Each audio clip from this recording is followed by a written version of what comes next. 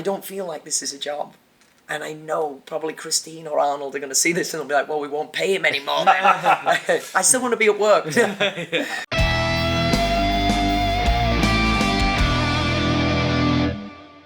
Hey everyone, thanks for joining us on another episode of Cruise Conversations here on the Cruise World. I'm here with my good friend Hani from The Beach Life, and we are on the beautiful Carnival Panorama. And the cruise director is Lee Mason. He's been gracious enough to sit down with us, socially distanced, of course, for a little one-on-one. So, hey, let's get started. How you doing, Lee? Doing really well. Thank you so much, Mark. And Hani, great to see you again. So, Lee, the pandemic hit us all really hard, but no industry worse than the cruise industry, I don't think. What did you do to stay busy and pay the bills during that 18 months? I got to tell you, I was really lucky. I'd managed to save up money across my career, right? I'd been nesting it away, and I was at the point where I was about to start investing in property. So my savings became my lifeline, if I'm honest with you, because I went home and I was dead set on waiting out, weathering the storm and waiting out the pandemic. So I went home, like home, to my mum's house. 34 years old, and I went home. I'm so lucky to have such a supportive mum.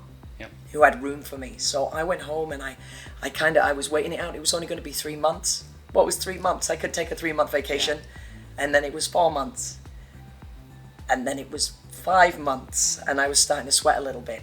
But I didn't want to diversify. I didn't want to do something that was going to take me away from this job because I love it. So I did a little freelance photography, and then I started to volunteer for my local community radio station. Awesome. But as far as paying the bills, it was all savings. And that was a scary time because you just see that bank balance shrinking and shrinking and shrinking. But so lucky to have my mom to support me. And, you know, I know not all of the crew had that support network. Right. Some of them had families to support, children. I was really lucky. So I did absolutely nothing. That's great. Yeah. So Lee, this is a unique industry in the travel industry. And how did Lee Mason end up on a cruise ship? Oh, wow. Story time. All right. So I studied theatre and entertainment at school. I went to a theatre school in Manhattan in New York, and I had no interest in working on cruise ships whatsoever. My mom loved to cruise. So my mom took me on a cruise vacation, trying to kind of tempt me into the cruise world. And I turned to her, I said, Mom, I want to be an actor. I said, I don't want to work on a cruise ship, I want to be an actor. And she was like, but you'd be really good at this. And I said, no, Mom, I said, you know nothing. And I went through life making my own decisions and pursuing theatre primarily. And then I met a girl. That's how it always goes, right? Right. And then all of those plans and sort of principles that I had went out the window because she wanted to work on cruise ships. So then I wanted to work on cruise ships. And like a lovesick puppy dog, I chased her and started working on cruise ships. A small English cruise line that are no longer in service, unfortunately. And I started out with them in the shows. So I was a real average at best performer in the shows. Really struggling, if I'm honest, to maintain the standard of my castmates. But out of the corner of my eye, I could see this guy who was seemingly doing nothing but be nice to people. I was like, I want to be paid to do nothing. There you go. So I started to transition over to become a cruise director eventually, and I realized very quickly that he did a lot more than nothing. But it led me into this job that's now my career. It's what I want to do for the rest of my life, and if not being a cruise director, you know, helping the next generation of cruise directors come up. The girl in question, unfortunately, went her own way, which is fine, it happens, but everything happens for a reason. Absolutely. And she led me here, and I'm so grateful, so grateful. So you're at home during the pandemic, and you get the call that you're going to be on this pretty much brand new cruise ship, the Panorama. What's going through your head? Mark, that was out of this world, because I spent a lot of time on the West Coast on the Splendor, which is a very different ship. Yeah. And we were setting the stage for Panorama's arrival. And with the Splendor, we were rounding off our season and preparing for the Panorama to come in. When the Panorama was announced, of course, like any cruise director, I was looking at it with, big gooey eyes, just being like, oh, one day I might get to work on a ship like that. I joined the company when Vista was new, so I joined the company in 2016, and I looked at the Vista class wanting to play with all of those fancy toys. The Sky Ride on this ship, we got Sky Zone. You know, the other Vista class ships have got IMAX and all of the beautiful restaurants. And I was just like, oh, one day I'll know that I've made it because I'll get to play on the big ships. Yeah. So the phone rang and they said, look, we want you to come back. Are you comfortable coming back to work or would you prefer to wait? I said, I've been waiting long enough. I'm ready to come back. They said, great. Well, we've got an opportunity for you on the Panorama. We know you've never worked Vista class. So if you are not comfortable working on like the big ships, just let us know. I was like, no, I'm fine. It's okay. When do we go? I didn't negotiate when my contract would end, when my vacation was. They just said, do you want to come back to work? I was like, yeah, absolutely. Bags are already packed. Never run back. Time to go. Yeah, didn't matter, right? Yeah. Oh, honestly. And it's such an honor because, as you say, the ship is more or less brand new. Yeah, it sailed for just like 3 months before the pandemic. I don't know, I haven't counted, but I think they maybe had 12 to 14 voyages with guests. And being good friends with Emma, I had a vested interest in everything that was happening on this ship when they set it up. And to have the opportunity to come and step in, it was a real career-defining, like a milestone for me, if I'm honest with you. And just because I mentioned Emma, there are a few things that she left in the cabin. She stuck beautiful like vinyl flowers on the wall, and when I came in I looked at her and I said, I'm not taking those down. That can be her legacy because she brought the ship out. Yep, she was the first cruise director. Yeah, so I was like, you know what, they're staying there. Awesome. But no, out of this world. So you talked about coming back onto the Panorama. Yeah. And you come back post-shutdown. Yeah. What was it like as a cruise director, right? What was that like? Daunting. I got to be really honest with you, the world changed, right? And without going too much into the events of the last like almost year and a half, it was quite daunting to be coming back as a figurehead on board with such a different landscape.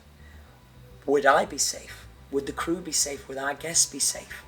Would our guests be happy in the current landscape? How different would it be? How long would we be back for?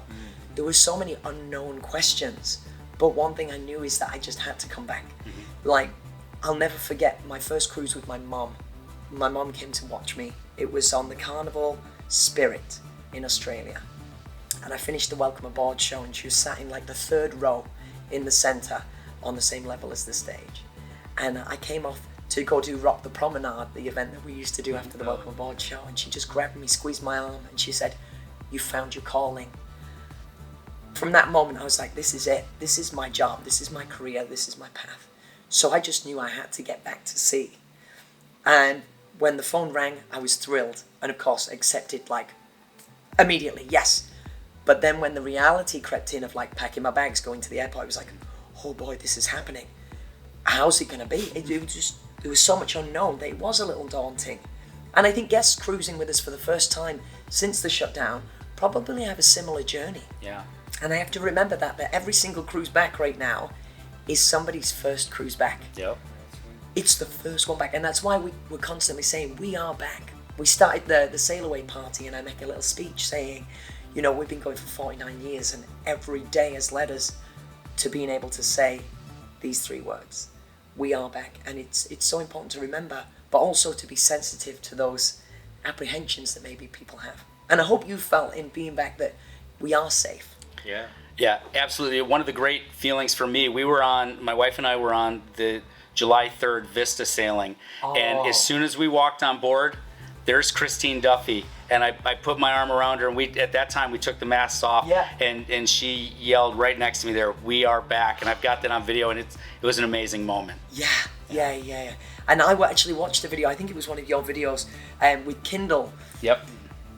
On stage at the Welcome Aboard show, being able to say we are the first ship back.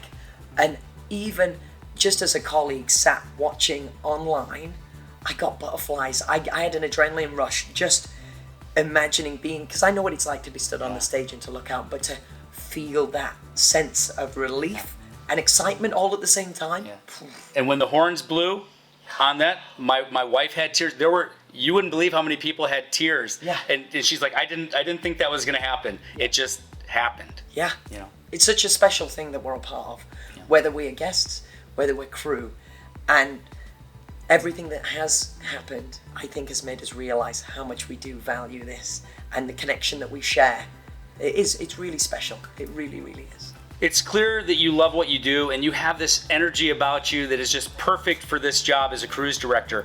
Was there a specific moment in time that kind of prepared you for this? I was a chatterbox as a kid, if I'm honest with you. I could talk before I could walk. My mum loves to tell me the story of she was pushing me in my stroller and I turned around and said, "Mummy, I want shoes."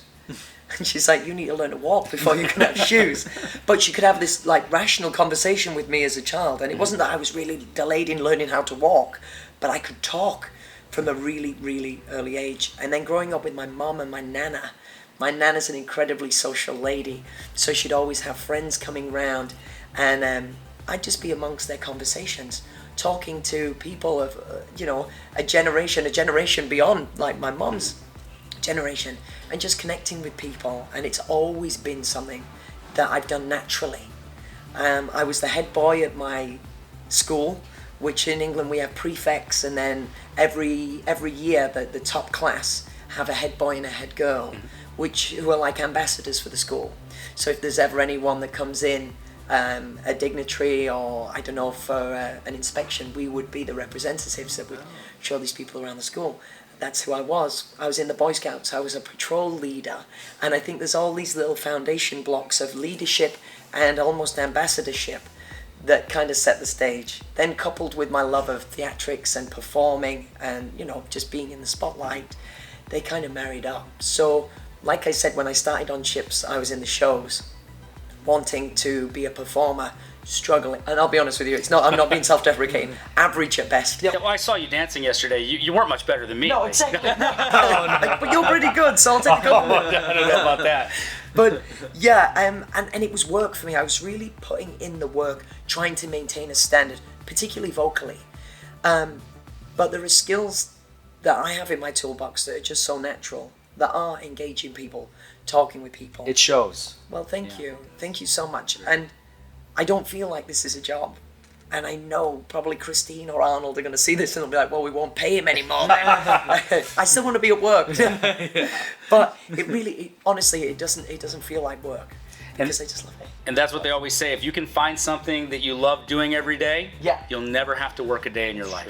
It is. I saw a video from Steve Harvey. And he was talking to the audience, I think it was Feud, Family Feud, doing like this warm-up bit and amping the crowd up. And if you can find it on YouTube, it's about taking the jump. And he said, maybe you're working a job that you're not happy and you're doing something that doesn't fulfill you. You've got an innate skill. Whether it's making a peanut butter jelly sandwich or caring for people, maybe you're great with your hands, or building things, maybe you're great with numbers, whatever it is, you have a skill. You have like a God-given gift. And if you can use that skill in your profession, you'll just take flight. But you've got to be willing to make the jump.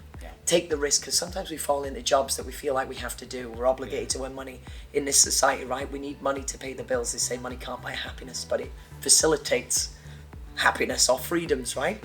But Steve Harvey, you've got to watch the video, because I sat there so inspired by it, but I also sat there and went, I've done that. I did that. It's incredible. But yeah. It is.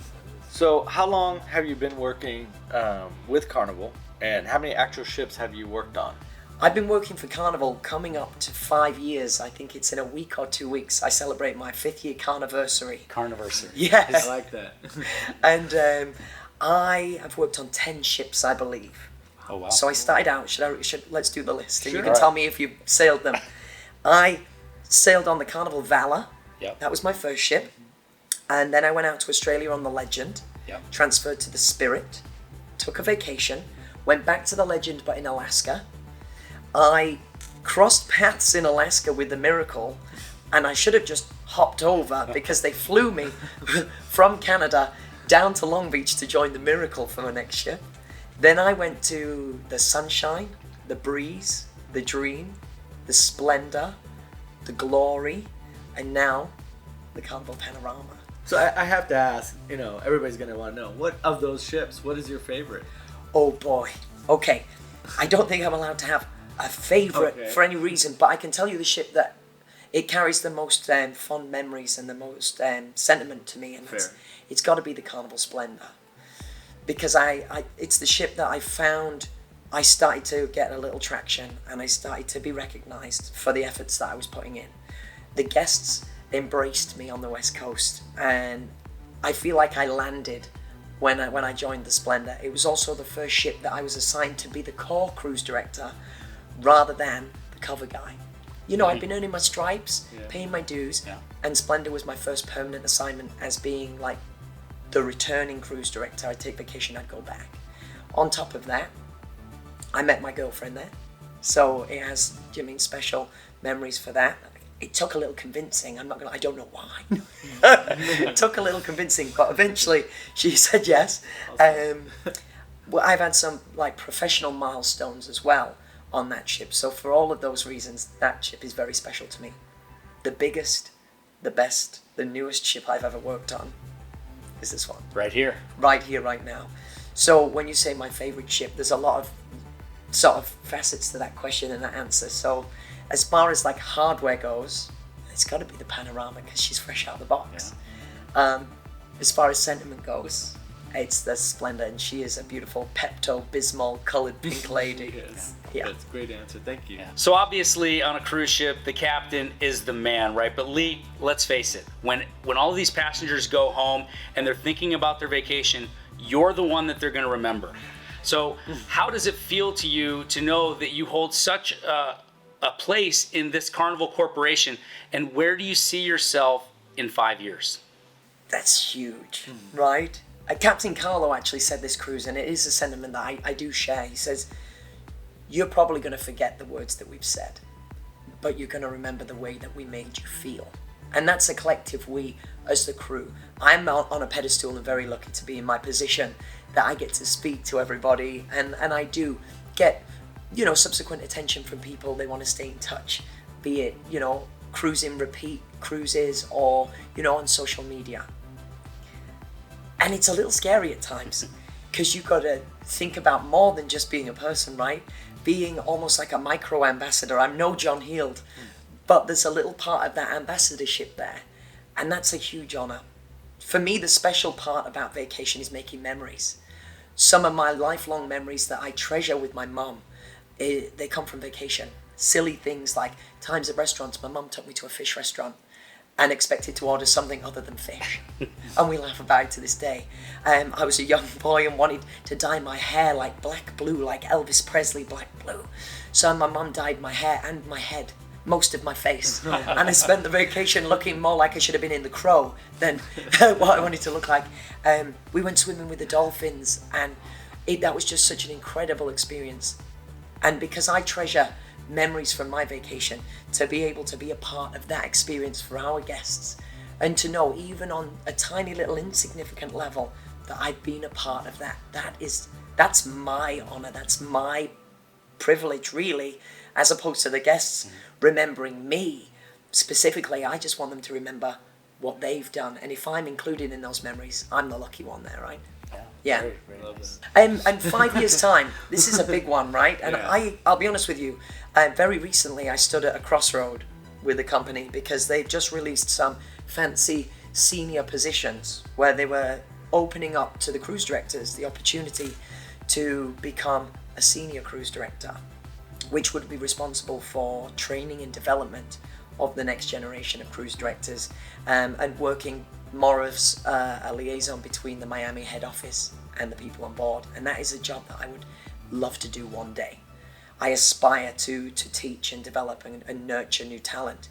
But right now, I've got a little bucket list of things that I need to do, a professional bucket list of things I want to do, achieve, or see before in my heart I will be ready to move on and feel accomplished enough. Like if I'm wanting to inspire greatness, I want to feel like I achieved something great as well. So my professional bucket list, within the next 5 years, I would love to be involved in the launch of a new ship. I think there's a lot of cruise directors out there that's kind of like the pinnacle of the achievements that we could accomplish. I'd love to bring out a new ship. I'd love to sail with John Heald, our brand ambassador. He's a wonderful guy and inspiration, and I just want to see the man work. I've watched so many videos, and I talk with John, and we email back and forth, and I've done video chats with him, but I want to see him work on the floor. Just, it'd be a masterclass in the job. Yeah. And I'd love to sail from New York because I went to school in Manhattan and I haven't been back to the city since 2011, was it? 2011. 12? 11. And I haven't been back. And I really, really struggled leaving Manhattan. And now I work for a company that they send ships there. And it'd just be so special to go back doing what I love to a city that I love. Yeah, awesome. So when you reflect on your last 5 years with Carnival, what would you consider your greatest accomplishment? And if you could go back and change one thing, what would that be? Not getting fired, I think. No. That's the greatest accomplishment. That is. That's a good one. That is.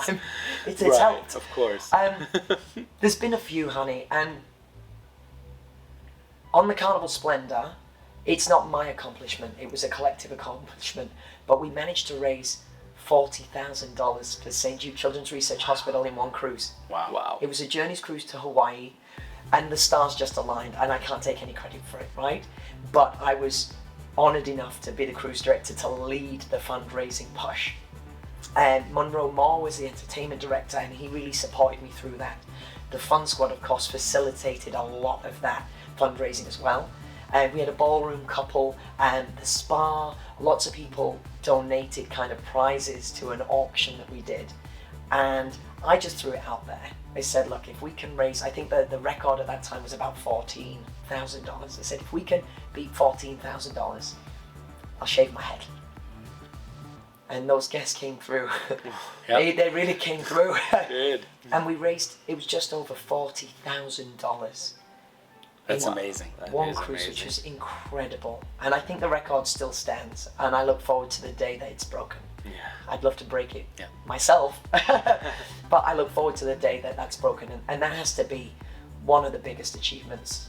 I was also privileged to be the cruise director that took the Carnival Splendor to Singapore on Carnival's longest ever voyage. Oh, wow. So that's quite a feather in my cap, if you will. How long was that? It was 21. And we went all the way from Long Beach to Hawaii, over to Guam, then through Kota Kinabalu in Malaysia, Vietnam, and then to Singapore, which is a city I'd never been to, a country I'd never been to. Yeah. So it was so exciting. And up until that point, I'd said I'd sailed like almost the four corners of the globe, apart from Asia.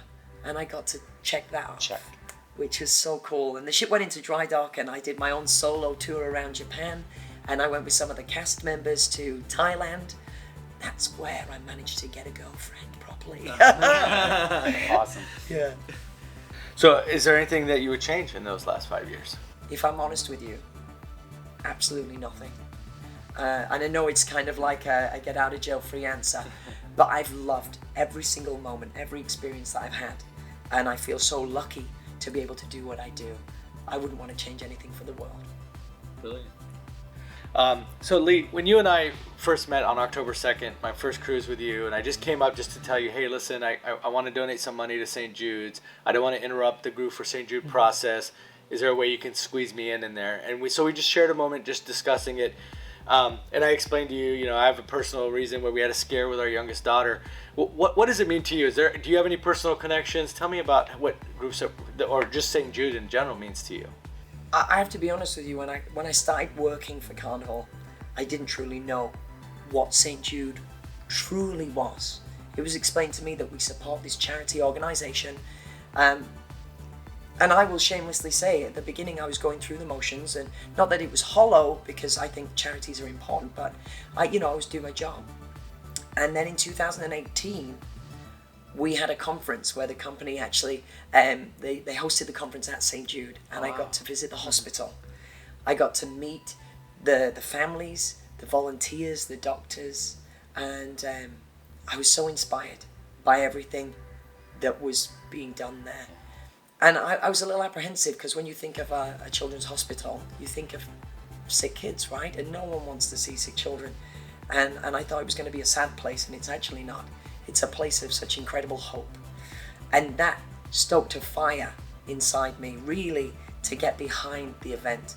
And then through sailing with Carnival and talking with guests that have experiences either directly through St. Jude, or, like you say, with scares about their own children. Like I mentioned, the $40,000 fundraiser that we achieved on the Splendor.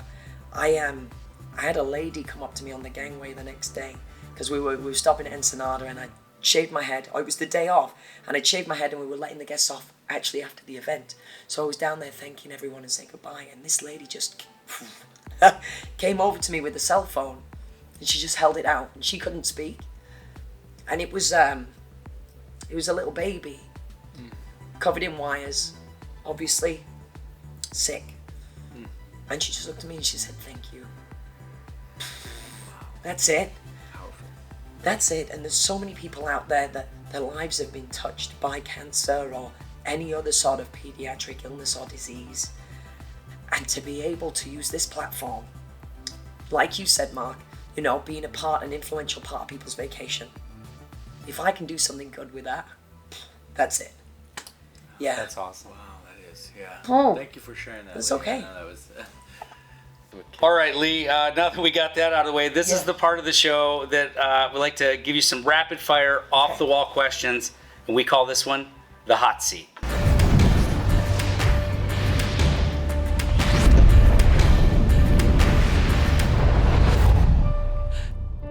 So welcome to the fire. I'm the one with the... have you ever had anything waxed? If so, what? I have. I've had my armpits, my chest, and my legs waxed for St. Jude. And I tell you, the worst part, I was scared it was going to pull my nipples off. I don't know if I can say that on YouTube, but it didn't. I've got them. Hani's actually showed his nipples on YouTube. So Oh, he we're has. okay. Yeah. We're safe. Well, I have too. But the worst part, just in case you've never experienced this, is just above the knee. Oh my word. Misery right there. So they're making a movie about Lee, the cruise director. Yes. Who's playing you? Someone small. Probably Tom Cruise. Oh, Tom Holland. Yes, Tom Holland. Do you have a favorite coffee mug? If so, what's on it, or what makes it your favorite? Oh my word, I've stole a coffee mug off Emma Nixon. Emma Pack now. Yeah, she left it on the ship. And it says, "This is my resting Grinch face." And it's got the Grinch on it. Thanks, Em. If the Carnival Panorama had a show and tell day, what would you be most proud to show your coworkers? My photography. Absolutely, I love taking photographs. If you could eat only one food for the rest of your life, what would it be? Oh, it's cheese on top of baked beans on toast. Yum. I'm English, I'm sorry. Would you rather spend the night in a dumpster or a porta potty? Oh, I'm going with a porta potty. At least you could go to the bathroom there, right? Exactly.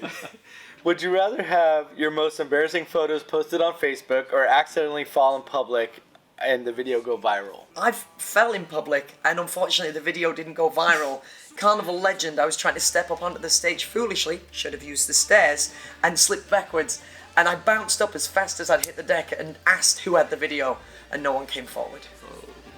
How much would someone have to pay you to eat a live spider? A live spider. Yep. A live spider. Oh my word, I'm not a big fan of spiders. I ate a scorpion once, and that wasn't nice. How big are we talking? How big's the spider? Let's just say about that big. Furry? Yeah, how much? Oh, it's gotta be. I'd say donate it. Okay. Donate it. I'm gonna be greedy. I'm gonna say at least 5 or 10,000. I'd do it. I'd do it. Okay. Bring the spider in, guys. Oh, can you imagine? All right. So, Lee, I've been on, this is my 10th Carnival cruise, and the one thing I always say that I love about Carnival as a cruise directors, I think I don't think they can change the way that I enjoy my ship, but I think they definitely could enhance the experience, right? I think all of us say that, and we both have an affection for Kindle Fire. Hi, Kindle. That's 3 of us. Don't tell Joey. Boom, boom, boom. Hello, Joey. No, but what I loved about her was, it was the whole family. It wasn't just me, right? But you've become my new favorite, obviously. No, sorry, Kindle, love you. But and for many different reasons, obviously. I mean, we've had a chance that connection with St. Jude to me really touched me. And actually, Kindle, in all fairness, I did a $500 donation where I bought a bunch of shirts during St. Jude and all that, and she facilitated that. So I love that about the cruise directors. But the one thing that stood out for me is your attention to social media. I mean, I don't know, where do you find the time to do all these things with social media? And just, I just like to know, how do you find the time with everything else you have going on? My bosses in Miami head office asked the same question. I genuinely enjoy connecting with people, and I value that connection, and I try my best to stay in touch with as many people as I can. And there are a lot of people, familiar faces, that I cruise with regularly based on that community online. I also respect the power of social media, and as someone with big aspirations, I realized that I'm influenced by the great high-profile cruise directors that have come through, like John Heel, Matt Mitchum, Jamie D. They were all very active on social media, so I looked at what they were doing, and I realized, hang on a minute, if you want to make an impact, you have to be relevant, you have to be known. But you can't just put stuff out and be like, oh, follow me, like this picture. People need a reason to like a picture or to watch a video. And much like you guys creating your communities on social media across all of the platforms, you have to invest in people. You can't just expect people to follow you for absolutely no reason. And we've made friends. Yeah. That's the thing, right? Mm-hmm. And it sounds very cliche, absolutely, but it is making friends, and it's about sharing this experience. And I really do believe that's our function as cruise directors on board, pulling people together. Your experience on the ship, it's not the Lee show, and I really hope you don't feel that it's a me, because really, I'm just the glue or the cement that's holding shared experience between your family and the people that don't even know you. My aim is to glue you all together for a great shared experience. So creating my time for social media is usually in my rest hours, lay in bed before I'm going to sleep, writing back to people. Or in my off time when the guests are in port, I'll be doing stuff there. Vacation is a great time to be on social media as well. But I've got a Facebook page and an Instagram profile. Is it a page, a profile? I'm not even cool enough to know what we call it. I'm not even sure they're calling it Facebook anymore. I think they're changing it. Oh, that Meta something. Yeah. But yeah, and it's Lee, your cruise director, on all social media platforms. And I would love anyone to follow. Yeah. So Lee, your cruise director. Lee, L-E-E. Right. Your cruise director. It took me a long time to think about that. And we're going to put those links down in the description. So reach out to him. One of the most genuine cruise directors that we've ever sailed with.